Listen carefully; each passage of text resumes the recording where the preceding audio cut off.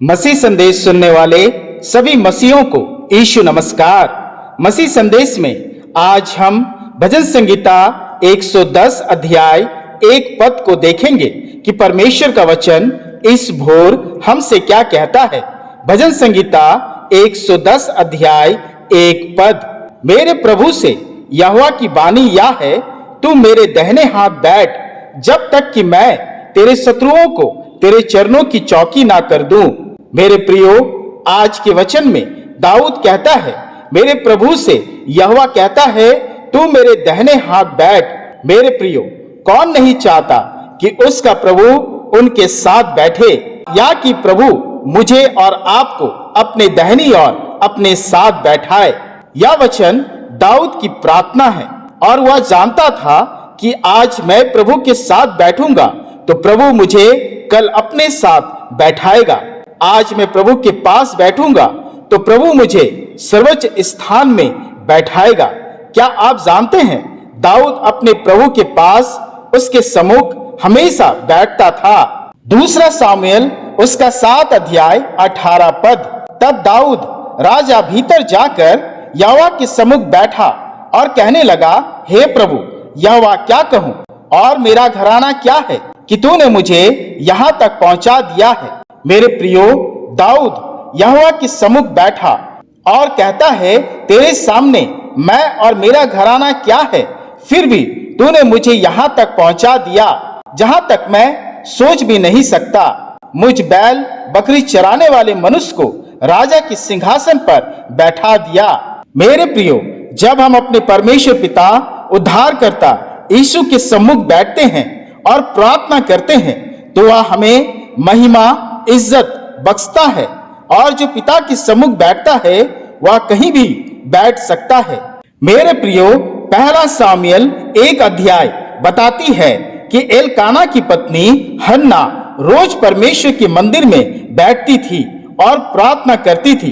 अपने पुत्र ना होने के दुख को यहोवा परमेश्वर के सम्मुख बैठकर उसे सुनाती थी, और एक समय ऐसा आया, परमेश्वर ने उसकी प्रार्थना सुनी और उसके कोख को चंगा कर पुत्र सामुएल को दिया। और जानते हैं हन्ना ने अपने गीत में क्या कहा, आइए सुनते हैं। पहला सामुएल उसका 2 अध्याय 8 पद, वह कंगाल को धूली से उठाता है, दरिद्र को धूरे में से निकाल कर खड़ा करता है, ताकि उनको अधिपतियों के संग बैठाए और महिमा युक्त सिंहासन के अधिकारी बनाए। मेरे प्रियो, जब हम अपने पिता परमेश्वर के पास बैठते हैं, जब उस पर भरोसा रखते हैं, वह हमें धूली से उठाता है, वह दरिद्र को धूरे में से निकालकर खड़ा करता है और अधिपतियों के संग बैठाता है, महिमा के सिंहासन का अधिकारी बनाता है। अय्यूब की पुस्तक उसका 36 अध्याय 7 पद, वह धर्मियों से अपनी आंखें नहीं फेरता, वरन उनको राजाओं के संग सदा के लिए सिंहासन पर बैठाता है। मेरे प्रियो, आज हम कंगाल हैं, दरिद्र हैं, आशाहीन हैं, बीमारी में हैं, दुख में हैं, संकट में हैं, वह आपको उठाकर खड़ा करेगा, क्योंकि उसकी आंखें उनके लोगों पर लगी रहती है। मेरे प्रियो, परमेश्वर हमेशा यीशु मसीह की तरह हमें भी अपनी दाहिनी ओर बैठने के लिए निमंत्रण करते हैं, पर यह हमारे लिए दुख की बात है कि हम बैठना नहीं चाहते हैं। परमेश्वर हमेशा हमें सीट देना चाहता है कि हम उसके सम्मुख बैठे, पर हम उस सीट को नहीं चाहते हैं। पर राजा दाऊद जानता था कि अगर मैं यहोवा के सम्मुख बैठूंगा, वह मुझे कभी त्यागेगा नहीं, बल्कि उसकी महिमा में बैठाएगा। इसलिए वो कहता है, भजन संगीता 23 अध्याय 2 पद, वह मुझे हरी हरी चराइयों में बैठाता है। मेरे प्रियो, स्मरण रखिए, जो यहाँ यीशु के पास बैठते हैं, उसके निकट आते हैं, वही स्वर्ग में भी उसके सम्मुख बैठेंगे।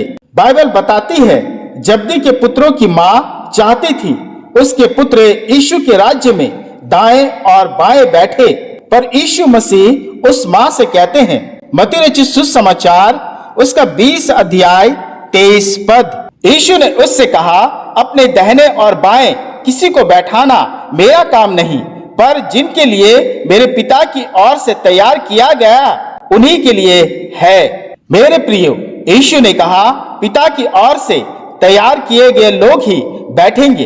क्या हम उन लोगों की गिनती में आते हैं जो तैयार किए गए हैं कि यीशु के साथ उसके राज्य में बैठे? इफिसियों की पत्री उसका 2 अध्याय 5 से 6 पद। जब हम अपराधों के कारण मरे हुए थे तो हमें मसीह के साथ जिलाया और मसीह यीशु में उसके साथ उठाया और स्वर्ग स्थानों में उसके साथ बैठाया। मेरे प्रियो, ये वे लोग हैं जो आज यीशु पर विश्वास कर यीशु में मरकर जिलाए गए हो। मेरे प्रियो, जो आज यीशु के सम्मुख बैठेंगे वही यीशु के राज्य में भी उसके साथ बैठने का अधिकार भी पाएंगे। अतः मेरे प्रियो, इस संसार में भी जो यहोवा के सम्मुख बैठता है, यहोवा उसे धूलि से उठाकर सिंहासन पर बैठाता है और साथ में अपने राज्य स्वर्ग में भी अपने समीप बैठाता है। अतः मेरे प्रियो, हम रोज अपने परमेश्वर यीशु मसीह के निकट बैठे प्रार्थना करें, समय बिताए। वह आपके शत्रुओं को आपके चरणों में डाल देगा, आपकी बीमारियों को चंगा कर देगा, आपको गरीबी और दरिद्रता से बाहर निकालकर आपको सिंहासन पर बैठाएगा, आपके रोने को आनंद में बदल देगा, आपके आंसुओं को पोंछ डालेगा। परमेश्वर अपने इस वचन से हम सबों को बहुतायत से आशीष दे। आमीन। आइए हम प्रार्थना करें। हे सर्वशक्तिमान परमेश्वर, इस भोर हम तेरा धन्यवाद करते हैं कि तेरी भलाई और करुणा की सामर्थ से हमने आज के इस दिन को पाया है। हम स्वस्थ हैं, ये तेरी अपार दया है। हे पिता, आज के संपूर्ण दिन हम तेरे हाथों में सौंपते हैं और धन्यवाद देते हैं आज के तेरे वचन की अगुवाई के लिए कि जो तेरे सम्मुख बैठता है उसे तू धूलि से उठाकर सिंहासन पर बैठाता है, साथ ही उस पवित्र नगर स्वर्ग का अधिकारी भी बनाता है और अपने समीप बैठने का अधिकार भी देता है। हे पिता, जिसने तुझे अपना माना उसे तूने अपना मानकर पुत्र और पुत्रियों का अधिकार देता है। हे पिता, इस घड़ी मैं अपने सभी परिवारों के लिए प्रार्थना करता हूँ कि हे पिता, तेरे लोग जो तेरे चरणों में बैठते हैं उनके आत्मिक शत्रुओं को उनके चरणों में ले आ। हे पिता, उन सभी बीमारियों को चंगा कर दे जो तेरे लोगों ने तेरे सम्मुख रखे हैं। हे पिता, हम अपनी दरिद्रता, बीमारियों, गरीबी, आंसुओं और पापों को तेरे सम्मुख लाते हैं। हे पिता, हमारा आज तेरे सम्मुख बैठना हमारे लिए आनंद, हर्ष, चंगाई की महिमा बने, क्योंकि तूने हमें आज न्योता दिया है कि हम तेरे सामने बैठे ताकि हम धूलि से उठकर महिमा के सिंहासन पर विराजमान हो जाए। हे पिता, जैसा तेरा वचन कहता है, जो यहोवा के सम्मुख बैठता है वह अधिपतियों, राजाओं के सम्मुख बैठेगा।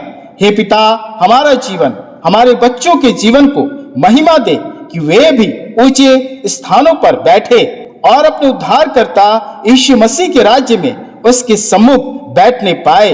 हे पिता, तेरी करुणा हम पर बहुतायत से बनी रहे और इस प्रार्थना को अपने प्रिय पुत्र हमारे उद्धारकर्ता यीशु मसीह के नाम से ग्रहण कर।